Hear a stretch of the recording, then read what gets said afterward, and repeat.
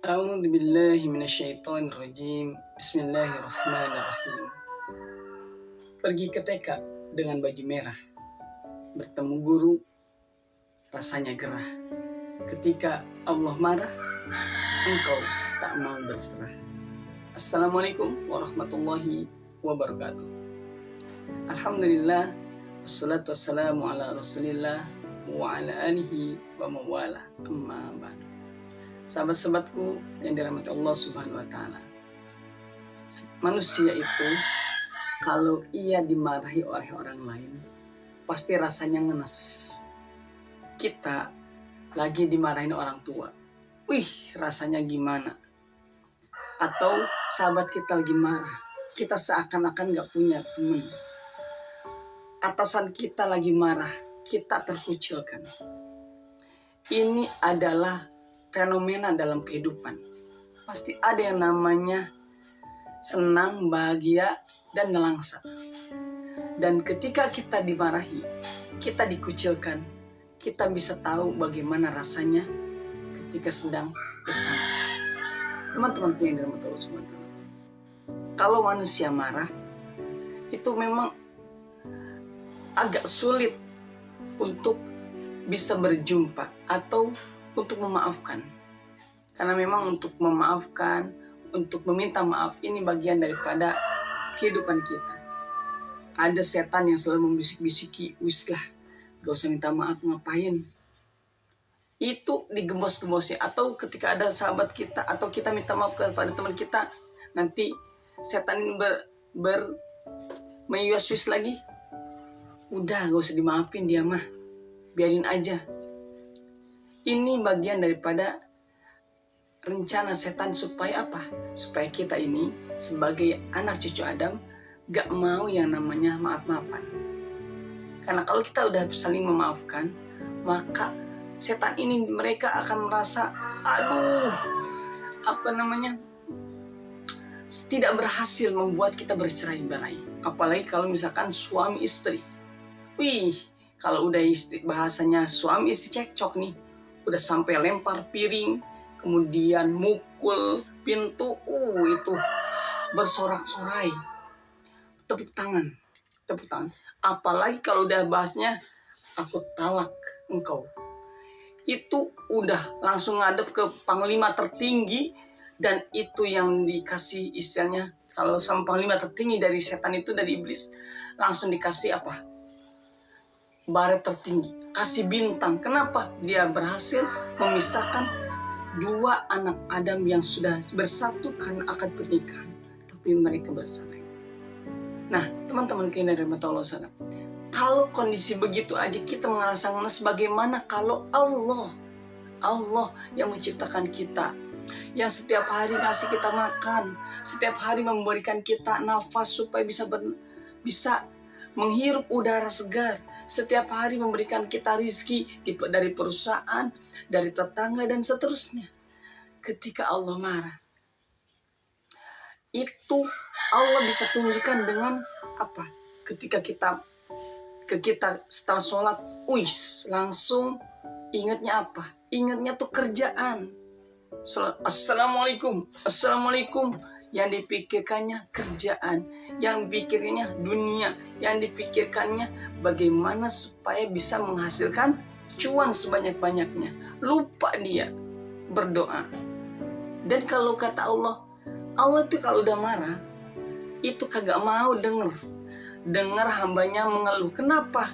Karena bahasnya kalau kayak gini nih, kita kalau lagi marah sama sahabat lah, apa kita mau bertemu? Ogah, boro-boro mau dengerin curhatannya, ketemu aja kagak mau. Nah, Allah menunjukkan kemarinnya tuh begitu. Ketika Allah marah, maka kita mungkin merasa, saya nggak mau berdoa. Boleh jadi itu tuh bagian daripada kemarahan Allah. Kenapa? Allah menghilangkan rasa ingin berdoa kita kepada Allah. Karena Allah ogah untuk dengerin kita. Karena Allah juga mengatakan seperti itu, gak mau ketika marah kepada hambanya, ia berkata kepada malaikat,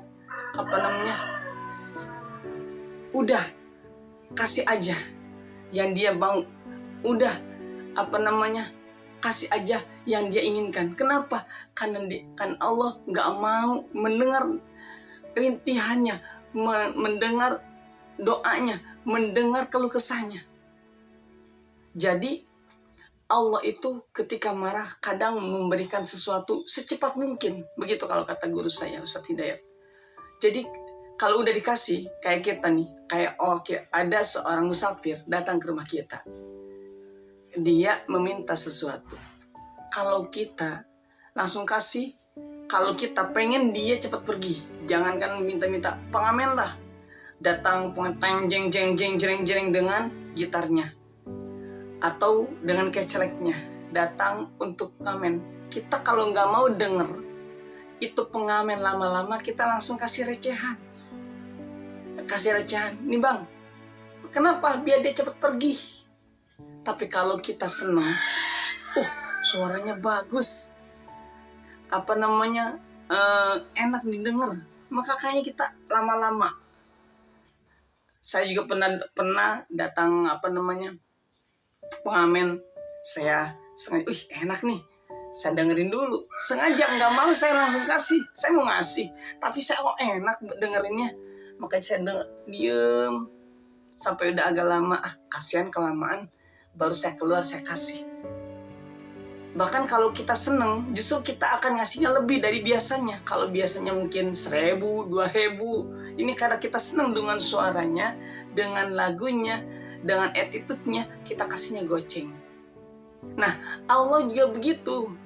Allah kalau udah kagak mau dengerin kita, ya udah, kalau kata Allah, udah kasih aja kasih aja dia, dah, biar dia nggak ngeluh lagi. Kan kalau kita, ya Allah pengen istri yang solihah, ya Allah pengen harta yang banyak, ya Allah pengen ilmu yang berkah, ya Allah pengen kerjaan yang mapan, kan kita minta terus begitu. Nah, Allah kalau kalau kagak seneng sama kita, boleh jadi permintaan itu langsung dikasih.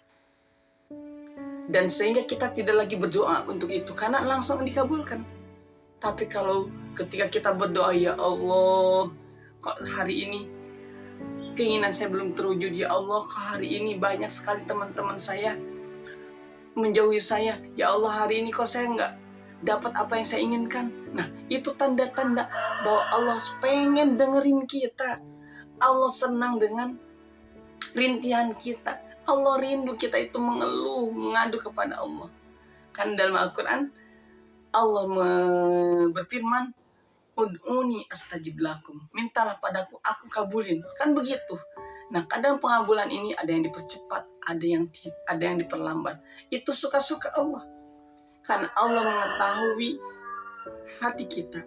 Kita yang benar-benar pasrah, kita yang benar-benar beribadah kepada Allah, kita yang sholatnya karena riya, kita yang sholatnya karena mertua, itu Allah tahu.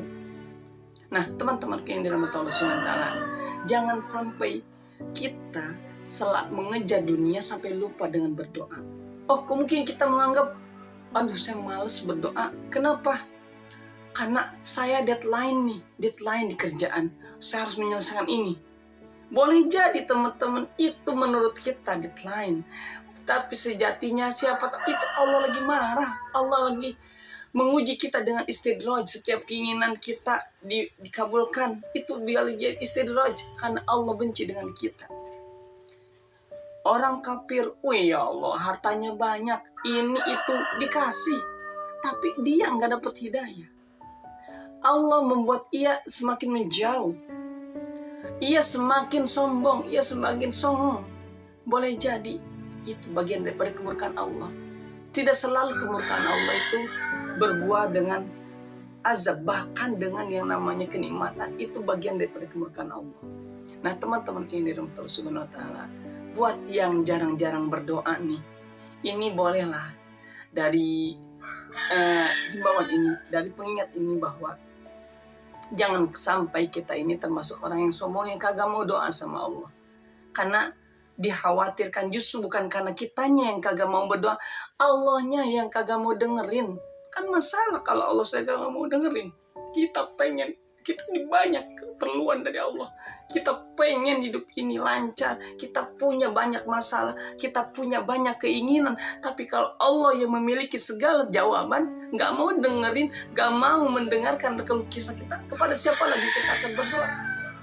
Nggak mungkin kita berdoa kepada ayam, atau kepada setan, atau kepada pohon. Itu namanya syirik. Tetap, sekali lagi teman-teman, kita lagi sakit pasti ingat ke Allah. Kita lagi dalam kondisi tidak enak dengan manusia, pasti yang diingat apa? Allah. Sekali lagi, kalau Allah sudah marah, maka kita yang merugi. Makanya kata Allah, wa may yuqashuha nafsihi fa ulaika humul muflihun. Barang siapa yang diselamatkan dari kekikiran dirinya, itulah orang-orang yang beruntung. Termasuk dengan kita hari ini. Kalau kita ogah berdoa kepada Allah, jangan sampai itu justru bagian daripada kemurkaan Allah. Maka yuk kita senantiasa berdoa kepada Allah dimanapun, kapanpun, dan dalam keadaan bagaimanapun. Ketika habis sholat kita dianjurkan berdoa. Ketika sedang jalan, kita teringat dengan orang tua, kita berdoa. Ketika kita sedang di tempat kerja, kita tiba-tiba teringat dengan dosa-dosa, langsung berdoa, ya Allah ampuni dosa saya. Ampuni, karena kita ini makhluk yang banyak dosanya teman-teman. Kalau Allah sudah murka ketika kita di dunia, apalagi di akhirat. Maka yuk teman-teman, jangan malas untuk berdoa, jangan malas untuk senantiasa mengadu kepada Allah. Karena kita ini manusia yang memang selalu butuh yang namanya pertolongan Allah dimanapun kita berada. Mudah-mudahan Allah senantiasa membimbing kita dan tidak pernah murka kepada kita. Allah senantiasa sayang kepada kita, membimbing setiap langkah kita, menghadirkan perasaan-perasaan yang membuat kita menjadi butuh kepada Allah dimanapun dan dalam keadaan bagaimanapun. Semoga kita menjadi hamba-hamba yang senantiasa bersyukur dengan apa yang Allah kasih dan senantiasa berusaha untuk mendekat kepadanya yang memiliki segala solusi kehidupan kita di dunia yang fana ini. Barakallahu fikum, kurang dan lebihnya mohon dimaafkan. Salam akal sehat. Wassalamualaikum warahmatullahi wabarakatuh.